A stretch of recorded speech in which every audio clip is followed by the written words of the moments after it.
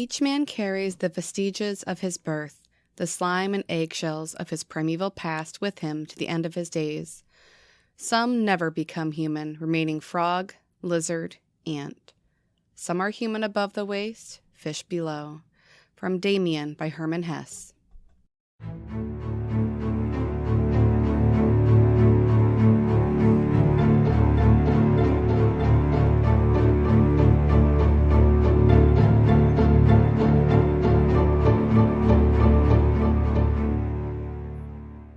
Welcome back to the Well House Exorcism. This is your ghost of host with the most, Shanna. It's Puckwell PJ. I totally messed up that intro because we've been off for a week. It feels like longer. It does. Feels like longer. I just want to say that it was hard to get me down here. I just wanted to lay on the couch and sleep a little bit longer. Oh, what a lovely week we had. I don't want to brag, but we sat on beaches and then beaches and then beaches and had food. Lots of beach time. And then sat on the beach. Lots of food. We had such good weather the entire time. Yeah. So I mean, other than that first night, which was still kind of awesome in its own way. Hey, we still got to see the fireworks. So the rain ended, so we could see fireworks. It was lovely. So shout out to his family for letting us spend a fantastic week with them. Yep. Thanks, Uncle Wico and Aunt Meg. I wasn't sure if we're using names. So there we go. There we go. Right. Now, well, we used it. It happened. Shout out to the best people ever. All right. Oh, Laura and Ray were with us the whole time, too. Yeah. It's the whole family. We talked some creepy stuff. We did. Yeah, we did. All right. So before we begin this episode... Are we talking about the UFO over Fort Lauderdale? I was going to do something even more exciting first, but can we do the first exciting thing and then do the Fort Lauderdale thing? Okay. Okay.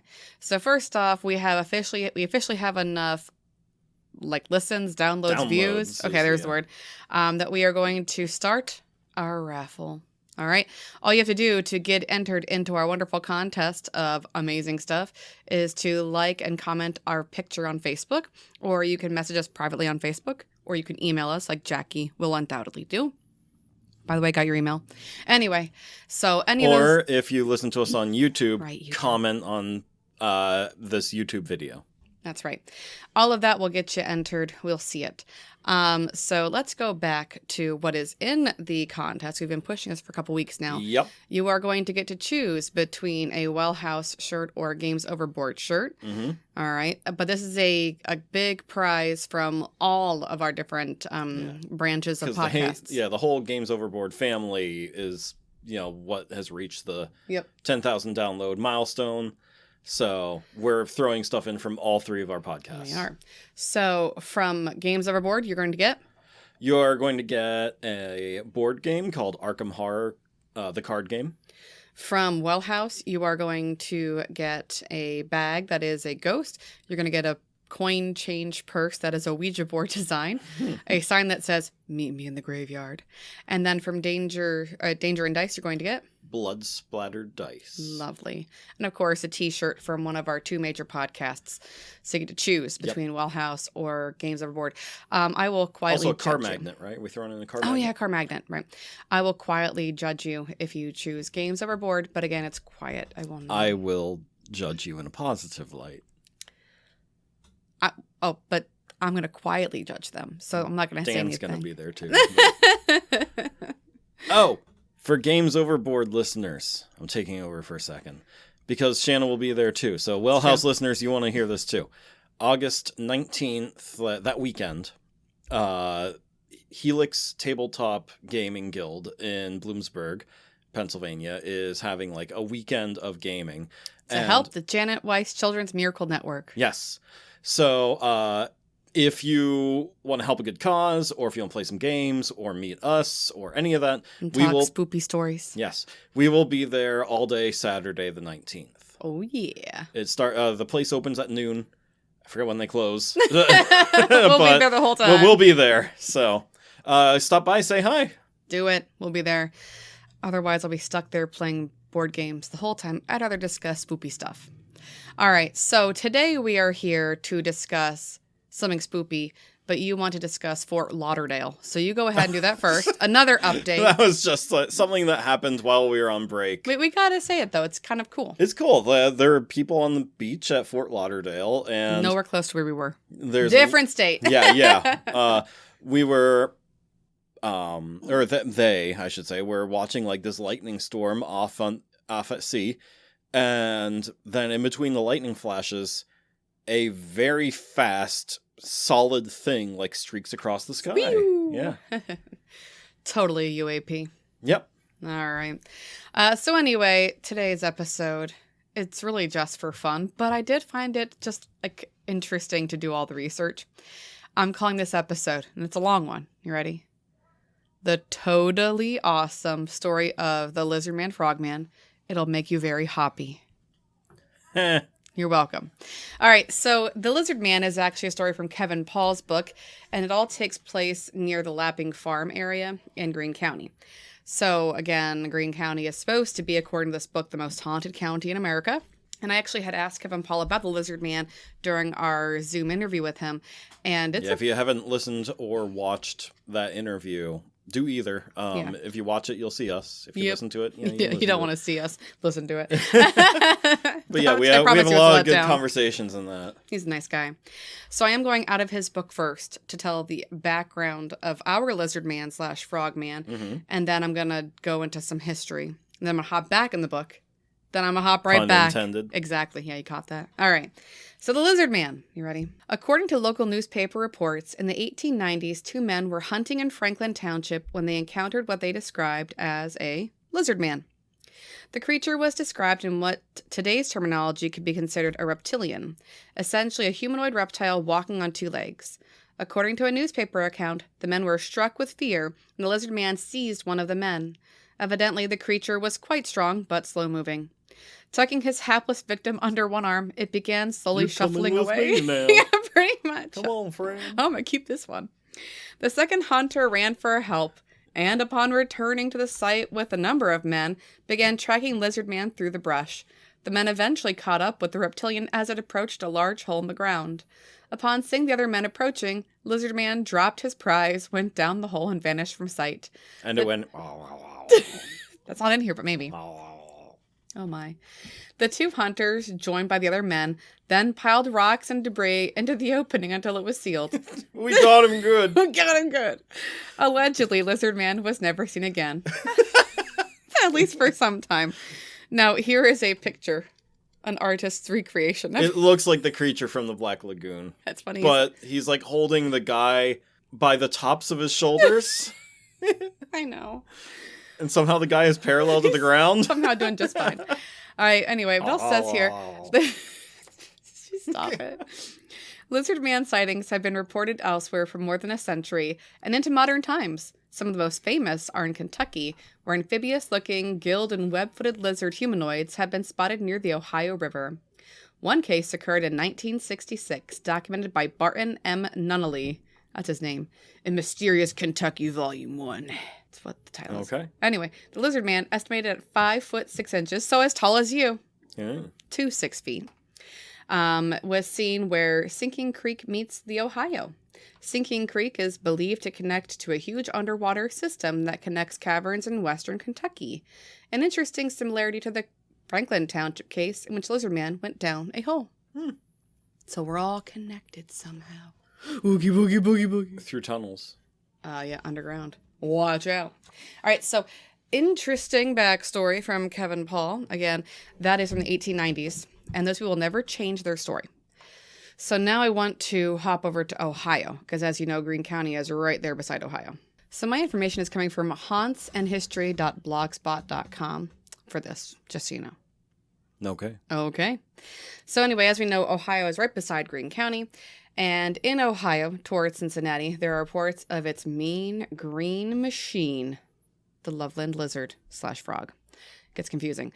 But there is some back history to this. The Algonquin Twitwies, which is a fun word to say, the Miami tribe, lived in Ohio's Miami Valley and were the first to tell tales of a froggy creature.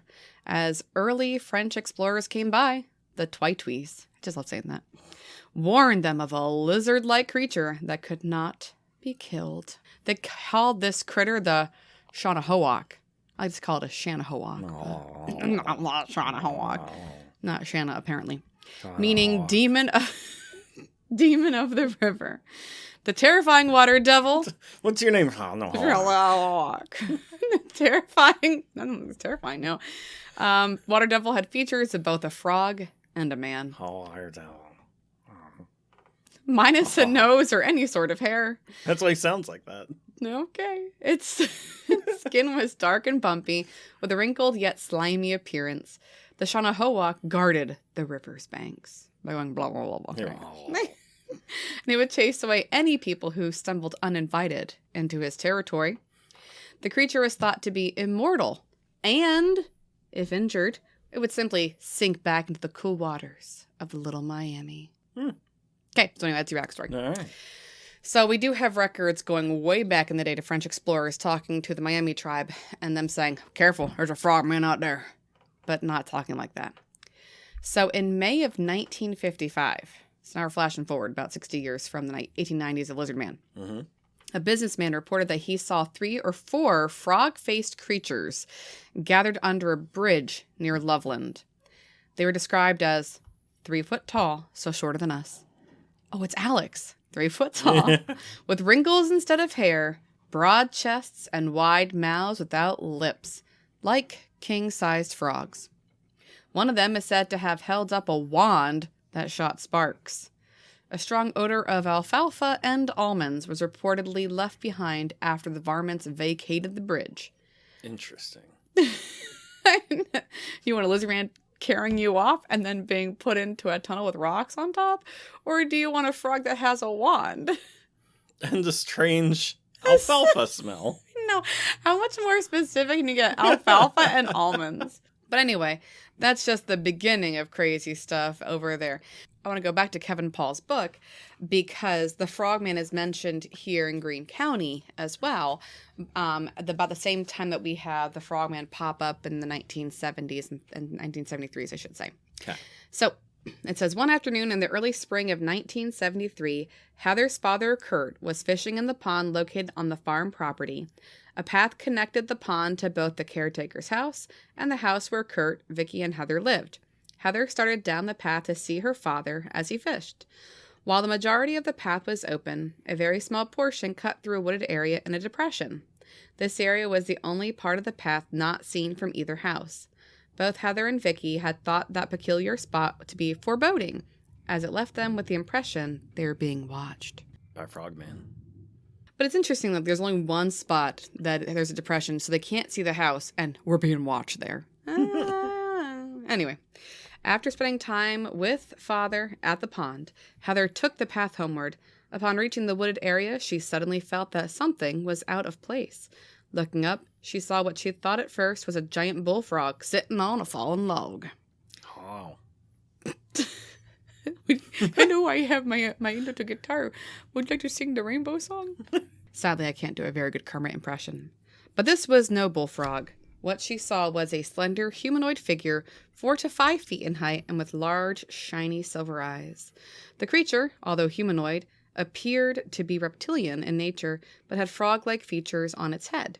It had no hair, no clothes, and its smooth skin was a sickly gray color. There were no ears or nose. Heather froze for a moment and was about 10 feet from the creature. It stared at her with its silvery eyes, bared its teeth, and began... waved its arms going, "Hi-yo!" and began hissing at her. Ah. No, hissing. No. Terrified, she ran back to her father. The creature was not seen again.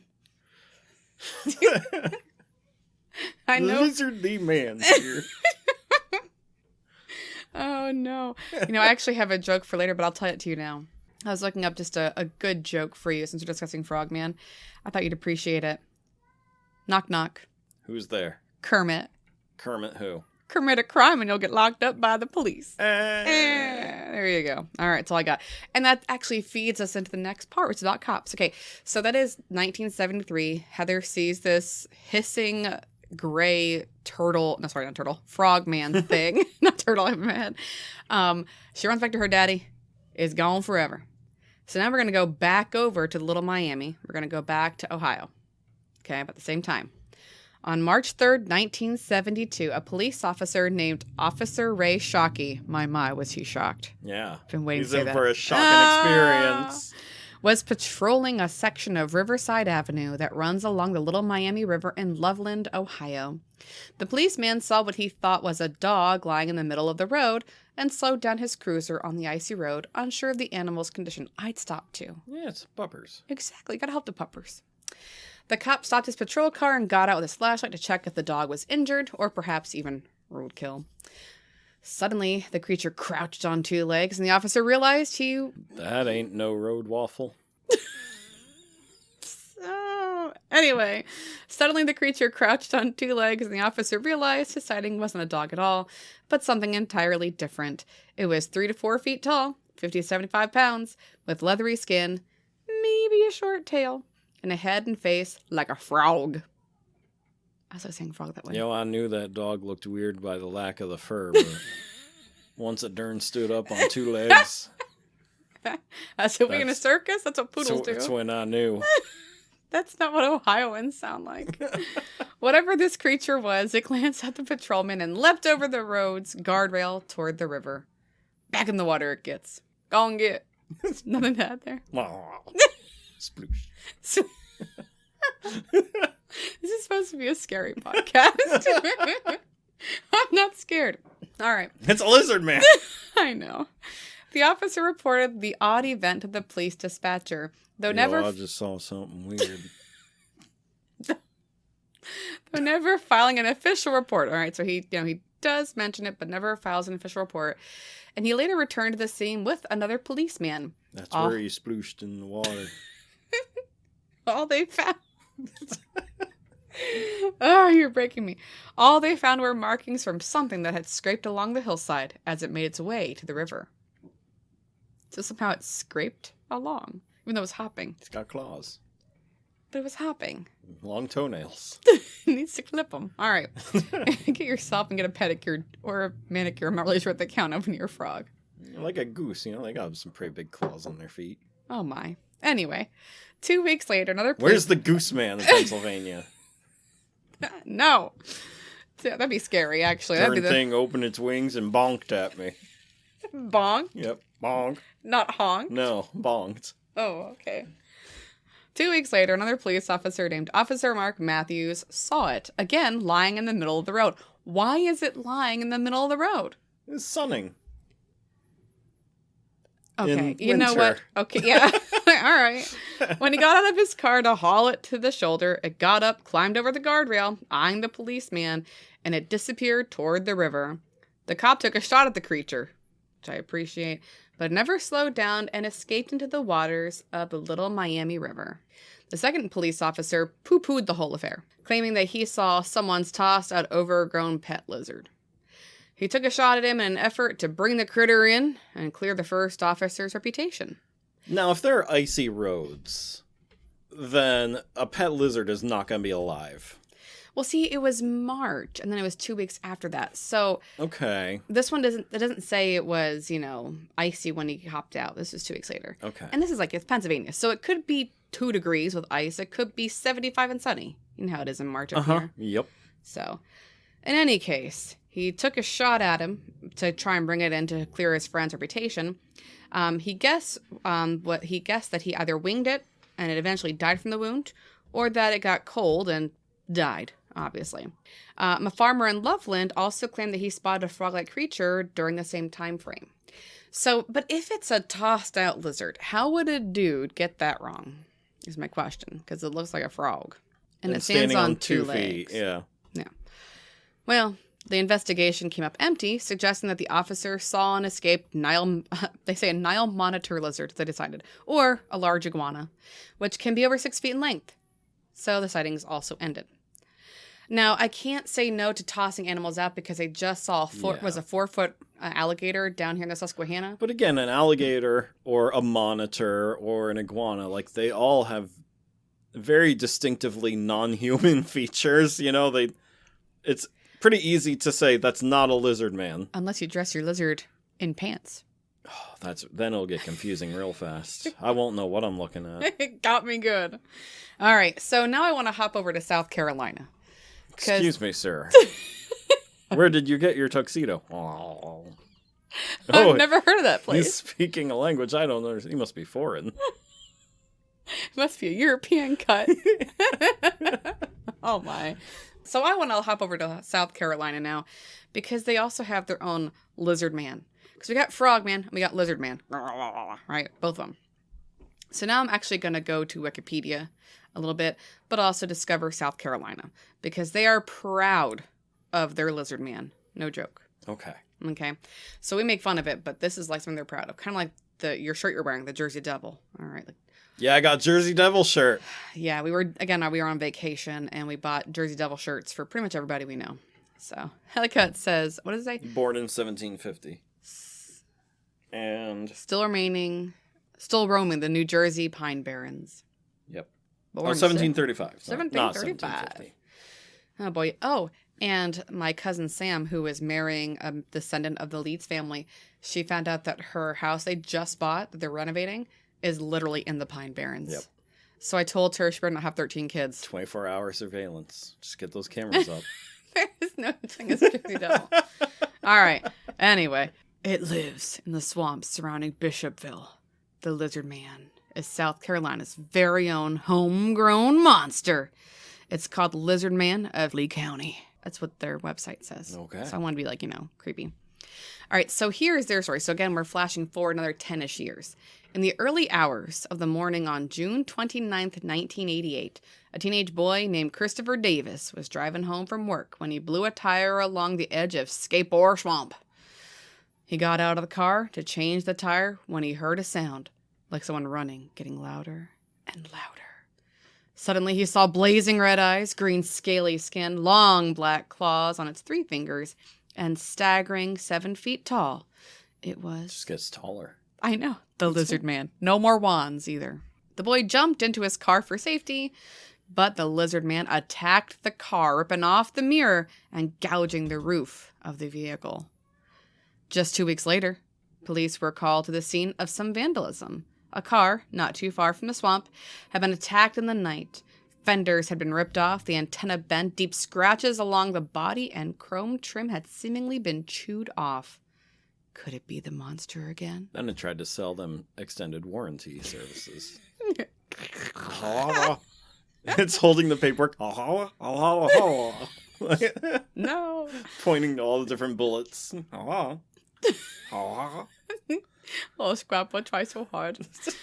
Over the course of the summer, more cars in the vicinity of Skateboard Swamp were brutally attacked and chewed on, and more people were reported seeing an enormously scaly green man lurking in the woods and swamps.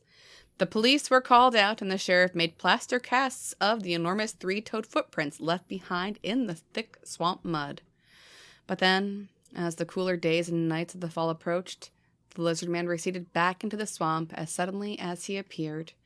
Over the decades, there have been sightings on occasion and a smattering of automobile maulings, always within the vicinity of the swamps around Bishopville, but nothing like the summer of 1988.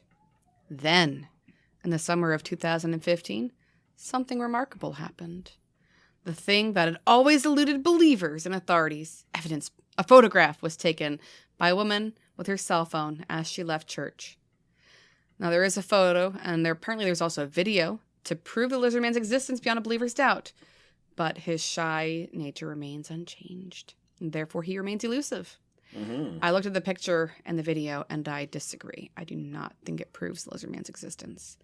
With that, you think you have Lizardman grabbing people here in Pennsylvania. You got frogs with wands over somewhere, and then more frogmen. And then you go down to Kentucky, then you hop over to South Carolina. It's interesting, and it's over a span of 100 years. Mm-hmm. But I like to debunk these things because it's a Lizardman. This is not Spider-Man. All right. Yeah. So if you go on to charlestonterrors.com, they kind of debunk the Frogman, Lizardman of Greene County and Ohio. So let's get back to that Loveland Farm frog thing that we were talking about. Okay. The tales always start off like this. It's a balmy May 5th evening. Or March 3rd. Or February 2nd. Whatever. Okay. But it's balmy. Okay, it should be. A businessman or a traveling salesman or a Bible seller, or I guess an insurance seller, is driving all by his lonesome self along a dark, unmanned and unnamed road. And then, of course, their story starts to diverge. But there are 3 regular stories that you hear, okay? In one story, the motorist is heading out of the Branch Hill neighborhood when he shines his car's headlights on the huge figures. The trio erected on their hind legs and just standing in the middle of the road. The man honks his horn. The figures perk up. They twist their necks around and gasp. They all look at at the driver with their leathery, froggy faces. Okay, so that's one version. Another version goes like this. The motorist spots the creatures under the Loveland Bridge, one of the many goings over the Little Miami River. He honks his horn. The creatures shout out, and they come out from the bridge. One lands on his hood and croaks. The driver passes out of fear. And in the third version, the motorist on the same bridge pulls over. He gets out of his car and spots the creatures. All 3 are conversing animatedly. The driver calls out to them. One of the Loveland Frogmen gets up, points his finger at his friends, and the universal gesture of put a pin in it. Turns to the bothersome intruder. Can it? We're holding a conversation. How rude. He holds out a wand over its head. It flicks. The Harry Potter, apparatus sparks. And then, boom, the motorist flees. Okay, so those are 3 versions you always hear of this frogman in Ohio. Got it? So, since all the stories are the same, you could say, maybe it's real and people are just retelling the story, or it's an urban legend. Okay. We're going to go with urban legend because I did some debunking of this frog, lizard, iguana thingy. All right.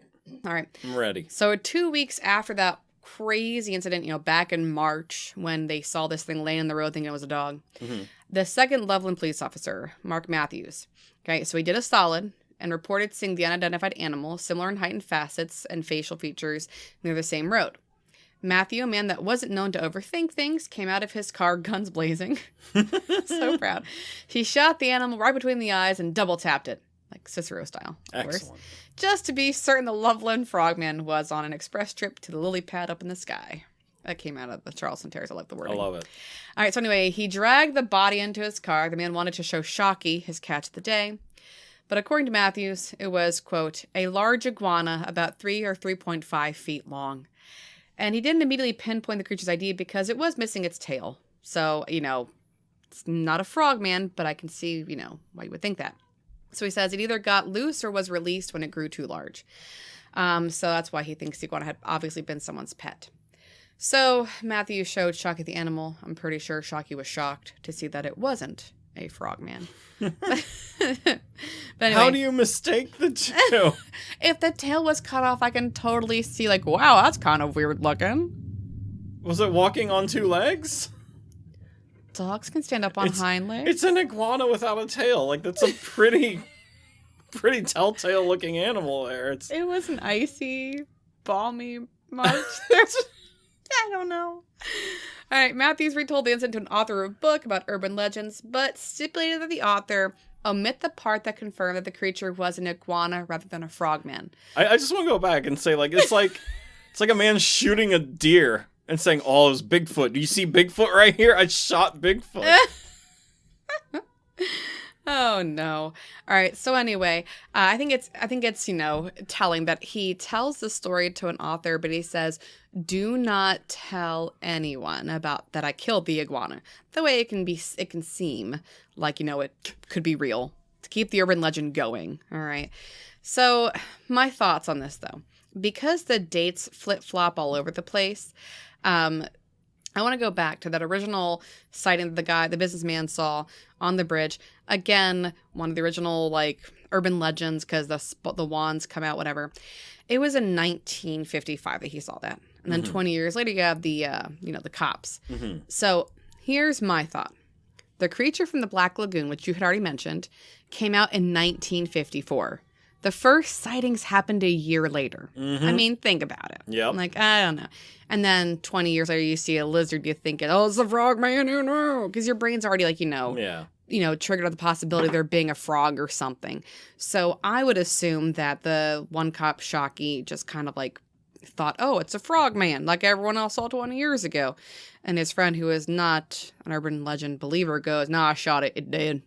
It's a lizard." The end. All right. So anyway, what do you want to add?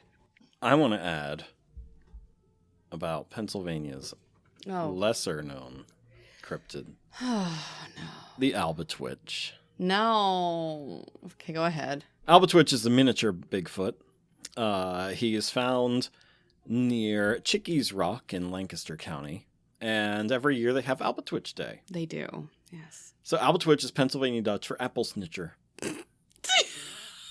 I didn't know that, but I love it. Because there are stories of people walking out in their backyard and seeing this little hairy guy, 3 foot tall Bigfoot, picking their apples. And so every day, or every Albatwitch Day, they ceremoniously launch fruit into the woods. Aww. That's Mostly apples. Nice. There are reports going back 125 years of people going, like, hunting for the Albatwitch in the woods. They want to kill him? Yeah. Poor guy. Even the Susquehanna Indians. Yes, Indians, that's how they put it. I know. Here. Susquehanna Native Americans, as I have said that, they put, like, images of it on their shields. Mm. Now, that is, like, a very common thing that historians say and everything, but there's no actual proof of that they could find yet. Oh, okay. But it's, like, this common thing that, like, everyone just kind of knows, you know. Gotcha, from the area. So, he's about 4 feet tall, furry, and has yellow eyes. Yellow, it's kind of creepy. Albatwitch Day is... Is it coming up? It is. So you have to go celebrate? Oh, it's in October. Love it. October 14th, 2023. Aww. Albatwitch Day. If you want to go celebrate Albatwitch Day. Okay. Who doesn't? All right. Is there anything else you'd like to... Look at him. Oh, my, yeah. No surprise. It's very blurry. Blurry homemade a little monkey walking picture. in. All right. So anything you want to add before we close out? I mean, like Kevin Paul said, he didn't want to put Lizardman in his book. Yes. Until someone was a descendant, right, of a witness. Yeah. You know, it was like someone's dad or something had seen the thing. And he's like, now I finally have, like, firsthand confirmation of someone actually seeing the darn thing. So I'll put it in there, you know, but that's how UAPs exist. I'm kind of like, all right. And that's the same kind of thing. Like, UFOs weren't common until after Roswell. And so everyone's like, well, everyone's just making up UFO stories so they can get famous like the Roswell people. Yeah. But no, turns out UFOs are real, you know? Yeah, so, I don't want to say that's fake, but I'm also kind of like, if you're a frogman or a lizardman, why would you live in Pennsylvania? Like, it's going to be cold. Yeah. Go on down south. Go on, get. Yeah, I can't believe it. South Carolina is totally fine. I can't. You can stay down there. Yes, the southern states would be much more believable. But we have frogs up here. They just, hibernate. So I guess they just go down the woods. He's like, joke's on you. You just put, rocks top of my tunnel. Thank you. I'm ready for winter. That's probably what he was thinking. He's like, oh, thank goodness. I'm extra insulation. So in any case, thank you for listening to this adorable episode of the Lizardman and Frogman, the totally awesome story. It'll make you very happy. As I said, we were all laughing like crazy. Don't forget to hop on our Facebook page and like and comment on that photo so you can be entered to win the big contest between our 3 different podcasts. Or email us, or Facebook message us, or comment on our YouTube videos. There's literally lots of ways to get involved in that. Yes. Our email is gamesoboard@gmail.com. You can go to our website, gamesoverboard.com, and click the contact button, and that'll work too. Yeah, sometimes that doesn't work. That's what Jackie said. That's only one person has said that, but other people who have messaged us through that, it came through. Maybe there's a glitch in the day. Yeah, I'm hoping that, it was just a little, momentary glitch. A little hip-hop. Yeah. And I do want to apologize if you've been hearing screaming in the background and things dropping. There is literally a 3-year-old playing on the floor above us with his cars going, wah! As his cars crash, and then he drops them on the floor off of our piano. So that's happening. Yep. It's the scariest thing in this house is that 3-year-old mom. I found the dirty devil. I wanted to get a picture of him in a shirt and post it, but they didn't have any in his size. So, alas, I tried. Put my shirt on him. He's like swamped in it. All right. So anyway, have a lovely week, and we'll see you back here next week. Bye, everyone. Bye, everyone. Bye. We've just begun to learn about the water and its secrets, just as we've only touched on outer space. We don't entirely rule out the possibility that there might be some form of life on another planet, and why not some entirely different form of life in a world we already know is inhabited by millions of living creatures. David Reed, played by Richard Carlson, the creature from the Black Lagoon.